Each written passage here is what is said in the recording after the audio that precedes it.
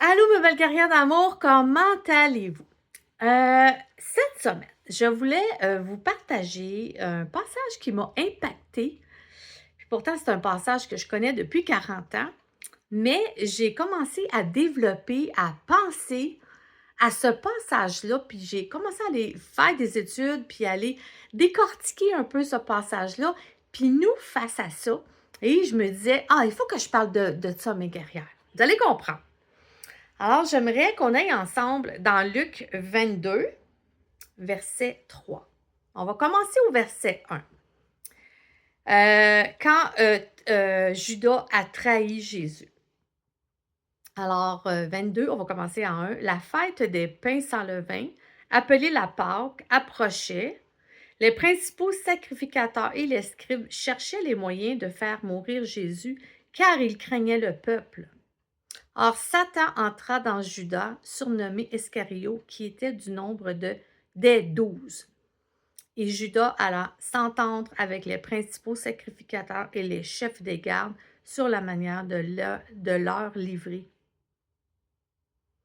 Ils furent dans la joie, oui, ces fameux sacrificateurs-là étaient dans la joie de livrer Jésus, et ils convivent de lui donner de l'argent. Et mes guerrières, je regarde ça, puis je me disais, wow! Je essayais de me mettre dans la peau de Jésus, puis je me disais, Jésus a été chercher ses 12 apôtres. La plupart, il a dit, viens puis suis-moi. Et Judas faisait partie de ces apôtres-là. Et quand je regarde ça, je me dis, Seigneur Judas, on le sait que son problème, la parole de Dieu nous dit que c'était l'argent. Judas a suivi Jésus, mes guerrières, pendant 3 ans. Il a eu une relation personnelle avec Jésus. Il a mangé à la table de Jésus. Il a vu Jésus faire des miracles. Ils ont été d'une proximité ensemble, où ils couchaient tout ensemble, dans un lieu, il y avait une proximité, il y avait une relation avec Jésus. Il écoutait et il devait parler. Et les personnes, les 11 autres apôtres, n'ont pas été capables de discerner que Judas était pour livrer Jésus. Puisqu'à la fin, quand Jésus a dit le dernier qui mettra la main, qui prendra le pain, c'est cette personne-là qui va me livrer.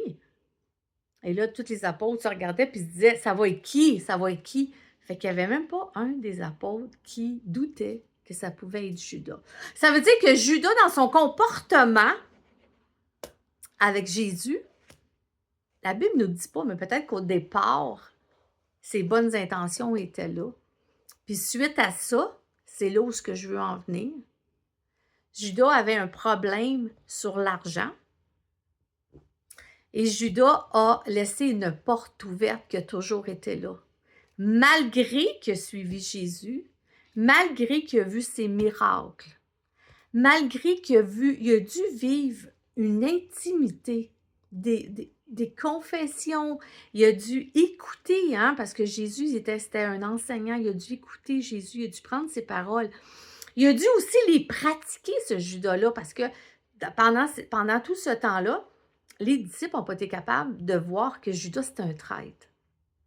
Et lui, Judas, a entretenu ça. Il y a une porte dans sa vie sur une faiblesse qui était ouverte. Et là, vous me voyez arriver. Où je veux en venir, mes guerrières, c'est que souvent, malgré qu'on a accepté Jésus dans notre cœur, qu'on le suit, qu'on vit pour lui, que les personnes alentour voient qu'on est proche de Dieu, il y a peut-être quelque chose dans notre cœur qu'on retient, un péché dans notre cœur que personne alentour sait et que personne pourrait se douter qu'un jour vous pourriez tomber dans ce péché-là. Et la parole de Dieu nous dit, « Or, Satan entra dans Judas, surnommé Iscario. » Quand on parle de Satan, on parle du péché, naturellement. Donc, comme nous, le diable rentre dans la petite porte qui est ouverte. Et la petite porte qui est ouverte, pour Judas, c'était l'argent. Et après avoir connu Jésus, après avoir été proche de Jésus, je le répète encore, ben il a été voir les principaux sacrificateurs, puis les principaux sacrificateurs ont dit, je te donne 30 cycles d'argent et tu fais la job, là, tu as juste à nous le livrer. Puis nous autres, on s'arrange avec le reste. Et comme je dis, j'ai médité sur ça, puis je me disais, Seigneur, on parle beaucoup de Judas. On parle que Judas a trahi Jésus. Jésus savait parce que c'était dans son plan parfait. Ça, on peut dire que c'est comme ça. Mais souvent, nous aussi, on est comme ça, guerrière. On vit pour Jésus, on vit avec Jésus, mais il y a une porte qui est ouverte et cette porte-là, on ne la ferme pas. Puis quand on ne la ferme pas, guerrière, bien, ça fait que ça vient de ton cœur et peut-être qu'il va y avoir une situation qui va faire que tu vas tomber dans ce péché-là. Et je parle d'un péché, peu importe, là, on parle de la trahison, on parle de l'argent. Ça, c'est l'argent, mais ça peut être dans n'importe quoi. Et face à ça, j'ai dit, Seigneur, notre cœur, notre cœur, il est tortueux. La parole de Dieu nous dit que notre cœur est tortueux. Mais je voulais aller dans Matthieu 15, 19 pour vous valider ce que j'apporte aujourd'hui. Matthieu 15, verset 19, qui nous dit, car c'est du cœur que viennent les mauvaises pensées, les meurtres, les adultères, les impudités, les vols, les faux témoignages, les calomnies, et on pourrait en nommer l'adultère, la convoitise, le mensonge, l'alcool, la drogue, la pornographie, on pourrait en mettre. Voilà les choses qui souillent l'homme. Mais manger sans laver les mains, cela ne souille point l'homme. Alors, c'est pas ce qu'on mange qui souille l'homme, c'est ce qu'on a dans le cœur. Et c'est là où ce que je veux en venir, guerrière, c'est que quand tu as quelque chose dans ta vie que t'aimes, puis c'est contre Dieu, que c'est contre les valeurs de Dieu, bien, si il arrive une situation, tu vas avoir le choix de dire oui ou de dire non. Tu vas avoir le choix d'ouvrir la porte et le diable le sait très bien. Le diable va toujours te revenir avec en ayant ah, ça, c'est sa faiblesse. Il y en a que ça va être l'estime de soi. Il y a plein de choses. Hein? Il y en a qui n'ont aucune estime de soi. Ça peut être plein de choses. Mais le diable va toujours venir te titiller. Et quand la porte va être ouverte, il va arriver une situation où ce que le diable va dire, oh, je suis peut-être capable d'aller la chercher là. Et c'est là où de ne pas embarquer. C'est là de dire non. C'est là de dire non, la porte, je la ferme. Et comme je dis, on a le choix, guerrière, de laisser la porte ouverte ou la fermer. Et là vient quand j'ai commencé à méditer là-dessus, puis je dis, ah Seigneur, tu sais, on est comme ça. Là, c'est sûr que le péché, c'est gros, il a livré Jésus.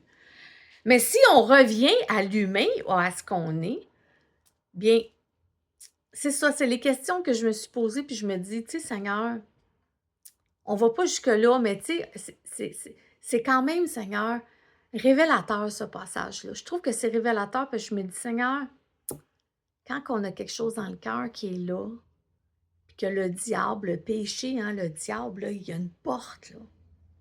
Tu sais, tu peux le livrer, même si tu l'as connu. Tu vas avoir 30 cycles d'argent. Voyons donc, puis les sacrificateurs, ils attendent rien qu'après toi. Tu n'as vraiment pas grand-chose à faire. Tu as juste à l'emmener, tu as juste à marcher en avant. Tu lui donnes un bec, puis il n'y a pas de problème. Ça voudra dire que tu le livres.